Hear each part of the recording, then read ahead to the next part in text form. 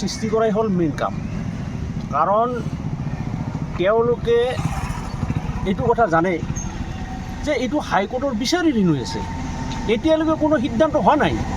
কিন্তু তেওঁলোকে জানি বুজি মানুহৰ মাজত আতংক সৃষ্টি কৰাৰ কাৰণে এইবিলাক কৰ্মকাণ্ড তেওঁলোকে কৰি আছে। আমি ইয়াত তীব্ৰ প্ৰতিবাদ জনাইছোঁ। কিন্তু কথা হ'ল কি যে তেওঁলোকে যিহেতু পাইকানত উচ্ছেদটো শেষ কৰিলে, গতিকে সেই পুলিচখিনি আনি ইয়াতে ৰাখি এনে এটা সন্ত্ৰাস সৃষ্টি কৰিব যে মানুহবিলাক যে নিজে নিজে পলাই যায় ইয়াৰ পৰা। এইটো হৈছে তাৰ মূল কথাটো। গতিকে ইয়াৰ বিৰুদ্ধে আমি প্ৰতিবাদ কৰিম।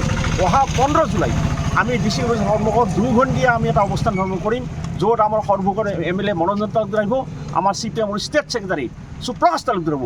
শান্তিপূৰ্ণভাৱে এই যে অন্যায়, অগণতান্ত্ৰিক, অমানৱিক, বৰ্বৰভাৱে যে উচ্ছেদ কৰিছে তাৰ বিৰুদ্ধে আমি প্ৰতিবাদ কৰিম। আমি ৰাইজক আহ্বান কৰিছোঁ যে আমি শান্তিপূৰ্ণভাৱে আমি কৈছোঁ।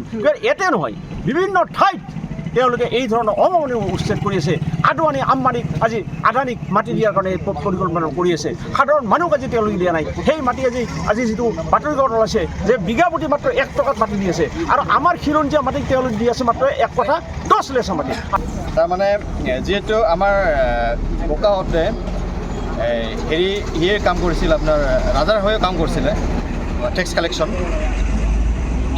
আৰু আগত যিকেইটা পুৰাণা 1915, 30 এনেকৈ খাজনা ৰচিদবিলাক আমি দেখা পাইছিলোঁ। এতিয়া আমাৰ লগত নাই, আৰু তাহাঁতৰ যেতিয়া ঘৰ ফুৰা গ'ল তেতিয়া চবকেইটা গেছে আৰু কি। আমি ইয়াতে মোটামুটি 400-500 বছৰৰ পৰা আমি গাৰো মানুহবিলাক ইয়াতে আছে। আৰু আমাৰ স্কুলটো গ্ৰেণ্ড হৈছে 1947। আমাৰ গীৰ্জাটো বনাই আৰম্ভ কৰিছে আমি 1945।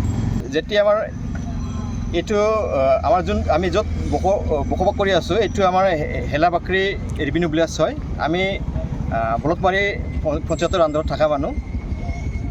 আমি স্কুলঘৰ বা গীৰ্জাঘৰ আমি ইফালে বনোৱাৰ কাৰণটো হ'ল, যেতিয়া আকৌ ৰেভিনিউটো চাৰ্ফাৰবিলাকে যেতিয়া ৰবৰ খেতি কৰিব আহিছে, তেতিয়া ইহঁতে আকৌ ৰেভিনিউটো বঢ়াই দিয়া হিচাপত মেপ হিচাপত আমি যাতে গোৰস্থানো বনালোঁ, আৰু স্কুলো ইয়াতে বনালোঁ, আৰু গীৰ্জাঘৰো বনালোঁ। নহয়, একচুৱেলিটো আমাৰ ৰাইট আছে, আমি জংঘলতো থাকিবৰ কাৰণে আমাৰ ৰাইট আছে। তাৰ ভিতৰতো মানে আমাৰ মেপটো সলনি কৰি ইহঁতে কিহৰ কাৰণে আমাক নটিচ দিছে বা আজি এপেক্সনৰ কাৰণে মাৰ্কিং কৰিছে, সেইবিলাক আমি নাজানো। আমি এইটোৱে CM ছাৰৰ ওচৰত ৰিকুৱেষ্ট কৰোঁ যে আমাৰ ৰেভিনিউ ভিলেজটো যাতে এৰি থৈ যায়,